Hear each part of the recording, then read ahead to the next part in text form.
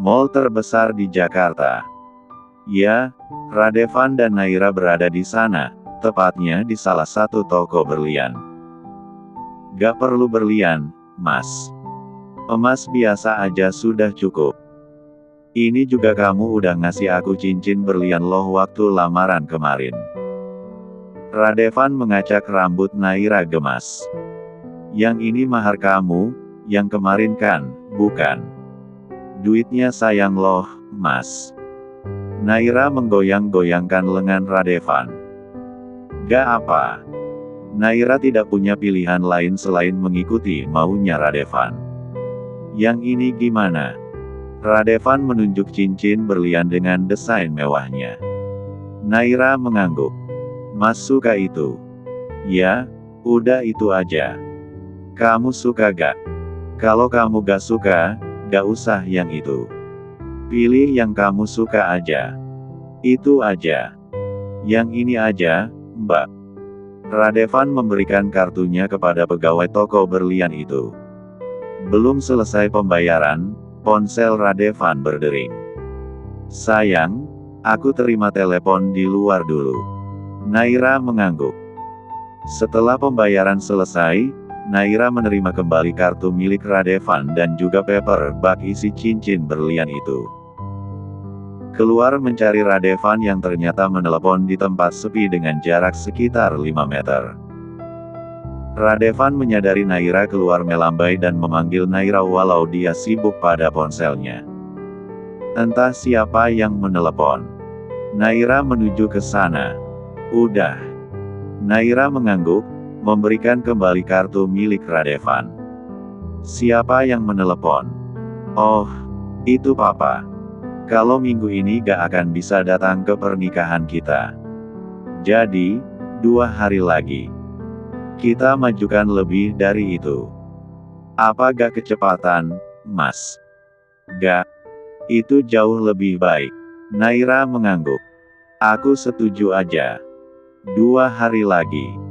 Ya, dalam 2 hari lagi dia akan menjadi istri sah Radevan. Lelaki yang menerima dirinya apa adanya tanpa mau tahu masalah yang menimpanya. Syukur. Tentu saja. Siapa yang tidak bersyukur untuk itu? Tok, tok, tok. Ketukan di pintu terdengar sebanyak 3 kali. Krek. Setelahnya, terdengar bunyi pintu terbuka. Lelaki tampan dengan balutan jas biru tua masuk dengan langkah tegapnya. Gravin yang berada di kursi kebesarannya menunda pekerjaannya dan mengalihkan atensinya kepada orang di depannya itu. Ada apa? Tanya Gravin dengan nada suara datar seperti biasanya. Seseorang mencari Anda. Dia memaksa masuk. Lelaki itu menjawab. Namanya Azeano Marulavou, lelaki berperawakan tinggi mengenakan kacamata dan merupakan sekretaris pribadi dari Gravin. Dia berdarah campuran antara suku Jawa, suku Nias dan tambahan sedikit Inggrisnya. Namun, banyak orang mengira dia adalah keturunan Cina karena matanya yang sipit. Jangan tanya betapa percayanya Gravin kepadanya. Hal paling tabu pun di hidup Gravin akan ia ceritakan kepada Azeano atau disapa Ano itu. Siapa? Gravin masih berada di kursi kebesarannya. Anzil. Orang yang bos bayar untuk menikahi Nona Naira. Gravin berdehem. Untuk apa dia ke sini? Gravin merasa urusannya sudah selesai dengan Anzil. Sejak Naira memutuskan menerima lamaran Radevan, Gravin membayar penuh lelaki itu sesuai janji walau tidak berhasil melakukan tugasnya dengan baik. Apa maunya? Sudah kamu tanyakan. Ano mengangguk. Dia hanya ingin bertemu dengan Anda, bos. Gravin menjilat bibirnya yang kering lalu memberi isyarat ke Ano untuk membawanya masuk. Ano yang sudah lama bekerja dengan Gravin sudah tahu dengan jelas gerak-gerik Gravin jika dalam bentuk isyarat. Ano keluar dari ruang Gravin, beberapa menit kemudian kembali bersama Anzil. Gue pikir susah menemui CEO hebat seperti lo. Ternyata tidak. Anzil tanpa disuruh duduk pun tetap mendaratkan bokongnya di sofa. Apa maumu? Tanya Gravin cepat. Dia masih banyak pekerjaan dan harus segera menyelesaikan. Uang. Anzil menjawab. Urusan kita sudah selesai. Aku sudah membayarmu 50 juta sesuai kesepakatan kita. Gravin tidak akan serta-merta memberi uangnya kepada orang asing kecuali jika itu adalah bisnis. Anzil mengerutkan kening. Ya, lo emang udah bayar gue segitu. Tapi masalahnya, lo janjikan gue tambahan 20 juta per bulan.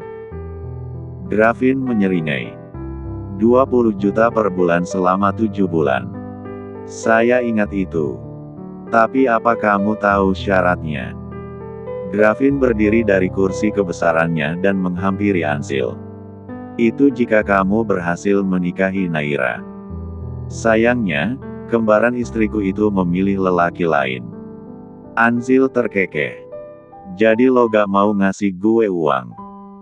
Gravin memasukkan dua tangannya ke saku celana. Anzil mengangguk. Oke. Gue tinggal beritahu ke dunia siapa ayah dari janin dalam kandungan kembaran istri lo. Oh, paling cepat itu istri dan mertua lo. Gimana reaksi mereka jika tahu lo ayah biologis calon bayinya itu? Gravin mengepalkan tangannya dalam saku celana. Wajahnya memerah menahan marah. Kamu mengancam saya. Anzil menggeleng. Itu peringatan. Lo mau ngasih gue duit atau rahasia lo terbongkar? Pilihan ada di tangan lo. Ano menatap bosnya yang terlihat sudah sangat murka. Bos, panggil Ano. Gravin menoleh ke Ano. Berikan dia 40 juta. Uang tunai. Ano mengangguk. Lalu menoleh ke Anzil. Ikut saya. Anzil tersenyum puas. Nah, gitu dong. Lalu mengikuti Ano dari belakang. Sementara itu Gravin menghadiahkan tinjunya di meja. Sial. Berani sekali dia mengancam aku. Menatap tajam ke jendela kaca ruangannya. Aku harus membuat dia tutup mulut selamanya. Krek. Pintu terbuka. Keluar. Bentak Gravin tanpa menatap ke arah pintu. Dia benar-benar sudah emosi. Mas ngusir aku. Itu suara Naisha. Gravin memejam matanya lalu mengubah mimik wajah lebih lunak. Sayang, maaf. Aku pikir. Gravin menghentikan ucapannya. Kening Naisha mengerut. Kamu banyak masalah, iya. Gravin hanya mengelus rambut Naisha lalu menghela napas kasar. Soal pekerjaan aja. Naisha mengangguk. Kamu ngapain ke kantor? Tadi aku ke rumah sakit untuk periksa bareng Tante Salma, terus mampir ke rumah Papa. Mama bilang kalau Naira diusir sama Papa. Gravin hanya diam tanpa mengatakan apapun. Kamu sibuk? Tanya Naisha seraya menggandeng lengan Gravin. Sibuk. Tapi untuk kamu, aku bisa mengosongkan jadwalku. Naisha senang mendengarnya. Temani aku ketemu Naira. Iya. Aku mau bujuk dia untuk pulang. Kening Gravin mengerut. Bukannya dia diusir Papa katamu? Naisha mengangguk. Ya. Tapi aku rasa, Papa hanya terbawa suasana dan harusnya Naira tidak menyulutkan emosi Papa terus-menerus. Sayang, kita gak usah ikut campur urusan Naira dan Papa. Aku gak mau kalau kamu kelelahan apalagi sampai stres. Itu bisa berpengaruh ke calon bayi kita. Naira mengerucut bibirnya. Sekali ini aja. Please. Mohon Naisha. Gravin mengangguk. Tanyakan dia di mana. Naisha mengangguk. Lalu mengirim pesan kepada Naira. Beda 5 menit doang. Kamu di mana? Ayo bicara. Ting. Balasan pesan masuk. Kua. Kening Naisha mengerut. Kua.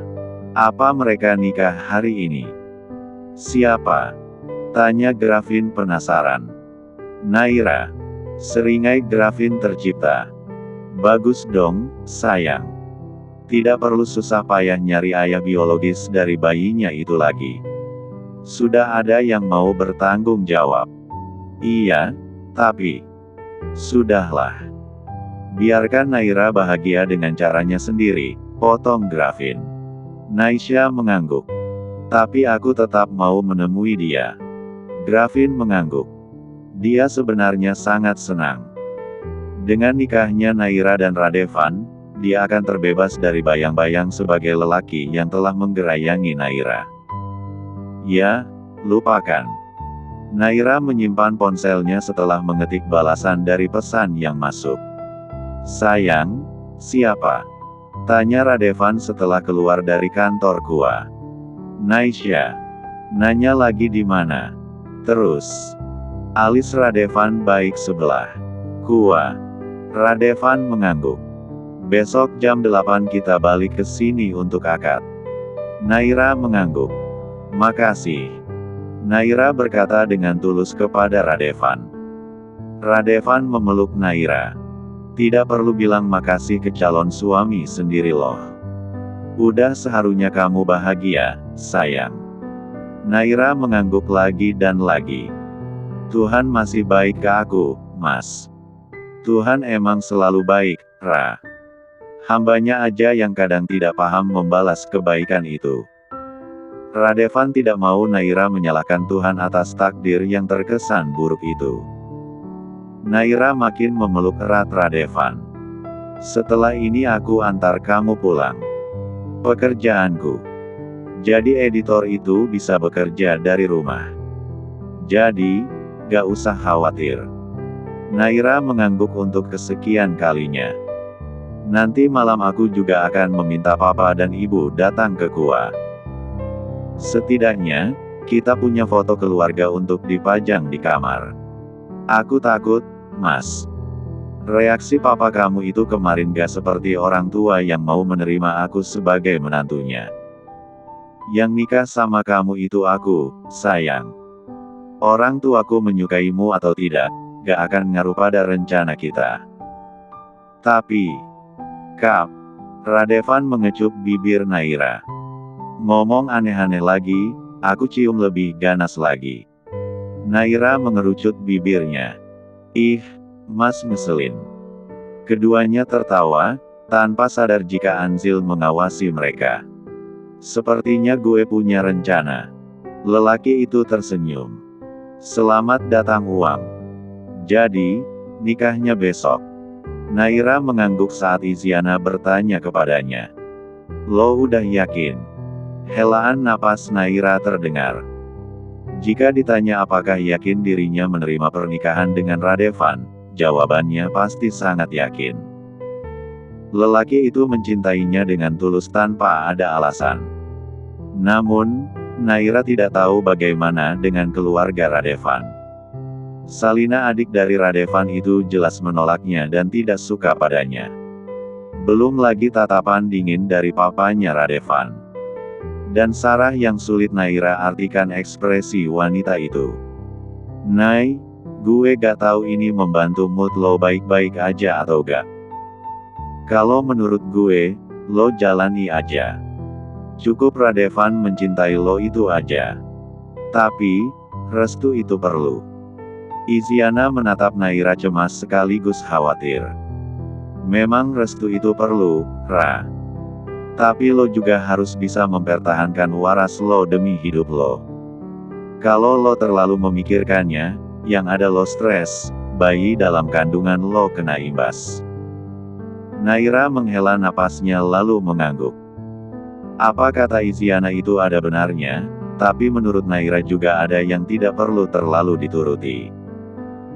Bagaimanapun, restu orang tua dibutuhkan oleh mereka. Ting. Pesan WhatsApp masuk ke ponsel Naira. Kontak itu milik Naisha dan jujur untuk saat ini Naira malas sekali bertemu sapa dengan Naisha. Entah kenapa, Naira membuka pesan itu. Kamu di mana? Aku di depan gua. Helaan napas kasar Naira terdengar membuat Izyana menetapkan atensinya kepada Naira. Siapa saja, Naisha. Naira hanya mengatakan itu. Aku tunggu di taman biasa. Naira memasukkan ponselnya di saku celana tidur dan kemudian pamit kepada Isyana untuk keluar. Gak mau gue antar? Naira menggelengkan kepalanya. Gak usah. Gue sendiri aja. Naira keluar dari apartemen Isyana dan di saat itu juga taksi online yang ia pesan sudah menunggu. Sesuai alamat, Mbak. Sopir taksi itu berkata seraya menoleh sejenak ke belakang. Iya, Pak. Naira menyahut seadanya. Memilih membuka kaca jendela dan membiarkan angin sepoi menerpa wajahnya. Sopir itu sesekali melirik melalui kaca spion dalam yang menempel pada plafon mobil. Mungkin sopir itu merasa aneh karena Naira pergi ke alamat sejauh itu hanya mengenakan pakaian tidur lengan pendek dan celana pendek sepaha dengan bahan sutera dan bermotif bunga-bunga. Belum lagi sandal jepit coklat yang dia kenakan. Baik-baik saja. Apa perlu berhenti ke suatu tempat sebelum ke taman? Sopir itu khawatir kepada Naira. Naira mengalihkan atensinya kepada sopir yang umurnya mungkin sekitar sang papa. Hanya saja, papanya tampak sedikit muda mungkin karena pekerjaan yang papanya lakukan hanya menguras pemikiran tidak dengan tenaga. Sementara sopir taksi online ini menguras tenaga dan juga pikiran. Saya baik-baik aja, Pak. Langsung ke taman aja. Teman saya udah menunggu. Sopir itu mengangguk. Naira menatap ponselnya dan membuka galeri. Membuka satu persatu foto momen bahagia sebelum masalah ini datang. Di sana ada papa, mama, Naisha dan dia yang tersenyum manis. Dia merindukan itu, merindukan papanya yang selalu membanggakan dirinya kepada siapapun selama ini. Namun, sekarang sudah berbeda. Kebanggaan itu telah menjadi air bagi sang papa. Bahkan untuk melihat wajahnya saja tidak ingin lagi. Bagaimana caranya memohon ampun atas apa yang terjadi? Tidak terasa air matanya jatuh. Sopir itu memberikan tisu kepada Naira. Menangis itu gak dilarang kok, Mbak. Hanya saja, menangis hal yang sama berulang kali akan membuang-buang waktu. Bukan Bapak sok kuat, hanya saja, apakah setelah kita menangisinya akan kembali seperti sedia kala? Tentu saja tidak. Naira mendengarkan sopir itu berbicara. Keikhlasan seseorang beda-beda, Mbak. Tapi kalau menurut Bapak, daripada terus menangisinya, lebih baik memupuk diri untuk bangkit. Buktikan kalau Mbak bisa berdiri sendiri tanpa bantuan orang lain. Naira menghapus air matanya. Tersenyum manis bersamaan dengan berhentinya taksi lantaran sudah tepat di tujuan. Naira membayar lebih. Untuk ongkos taksi dan untuk nasihatnya. Sopir taksi itu hendak mengembalikan, tapi Naira berlari lebih dulu meninggalkan sopir itu. Terima kasih, Mbak. Si sopir berteriak. Naira sedikit lebih lega. Entah karena mendengar nasihat sopir itu atau memang sudah seharusnya dia melupakan masalahnya dan bangkit untuk kedepannya.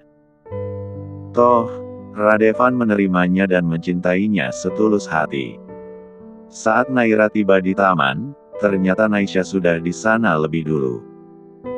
Menunggu di pintu masuk seraya tersenyum.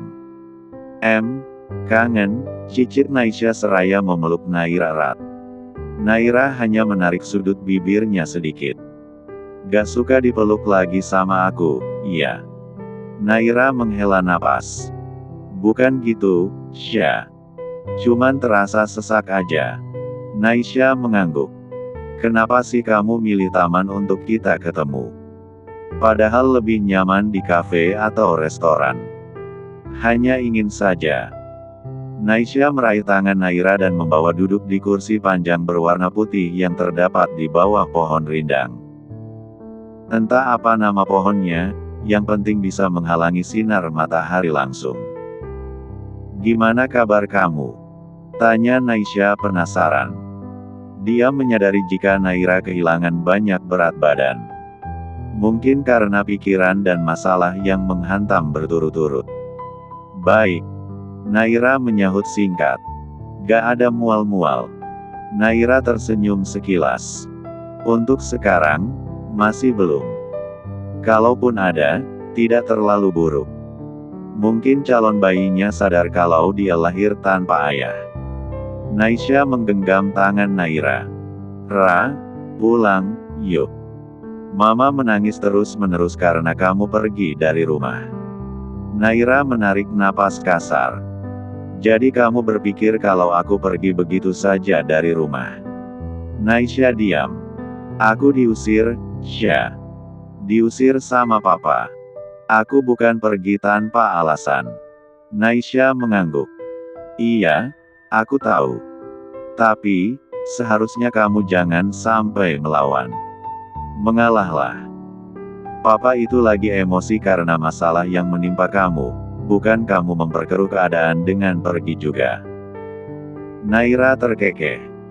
Jadi, kamu berpikir aku yang salah. Aku yang memperkeruh keadaan. Naisha mengangguk. Naira hampir saja menjatuhkan air matanya, akan tetapi saat melihat Gravin berjalan ke arah mereka dari belakang Naisha membuatnya berusaha untuk kuat. Mengalah. Kamu memintaku mengalah, Sya. Kamu pikir selama ini aku melawan? Tidak. Aku menuruti apa yang papa inginkan. Menggugurkan kandunganku saja hampir aku lakukan. Diusir dari rumah, aku oke aja. Lalu, mengalah dalam artian mana lagi? Senyum nelangsa Naira tercipta. Kamu bilang papa lagi emosi. Apa emosi papa itu berlarut-larut terus-menerus? Jika hanya terbawa suasana, mungkin papa akan menjemputku, paling tidak meneleponku untuk memintaku kembali. Tapi ini tidak. Ra. Aku belum selesai bicara. Naira memotong kalimat Naisha. Aku sama kamu itu sama, Sya.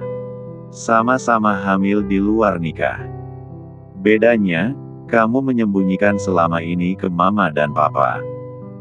Lalu kamu menikah dengan lelaki yang memang ayah biologis bayi kamu karena pada dasarnya kalian sudah bertunangan jauh sebelum-sebelumnya. Naira menjeda kalimatnya, menatap wajah Naisha dan Gravin bergantian. Tapi aku gak tahu kenapa papa hanya membenciku. Menganggapku musibah dan sebagainya. Menurutmu, bagaimana jika itu adalah kamu, Sya? Naisha menjilat bibirnya. Dia hendak berbicara, tapi entah kenapa lidahnya serasa keluh begitu saja. Mengeluarkan satu huruf saja tidak bisa apalagi satu kata sampai satu kalimat. Apa kamu bisa bertahan? Hamil, dibenci keluarga dan sekarseng di saat ingin menjalani takdir dengan ikhlas. Kamu datang seolah aku memang layak untuk disalahkan. Apa tidak ada sedikit pun di hati kamu rasa empati yang dalam? Tidak perlu mengasihani aku, Naisha, setidaknya jangan mengucapkan kalimat-kalimat yang membuatku ingin mengakhiri hidup. Ra, aku gak bermaksud. Niatku baik. Rasa sakit yang kamu rasakan itu juga menghantamku. Kita kembar. Naira tersenyum seraya menengadah sebentar. Justru karena kita kembar, seharusnya kamu yang lebih memahami aku, bukan Radevan. Tapi ini benar-benar di luar dugaan.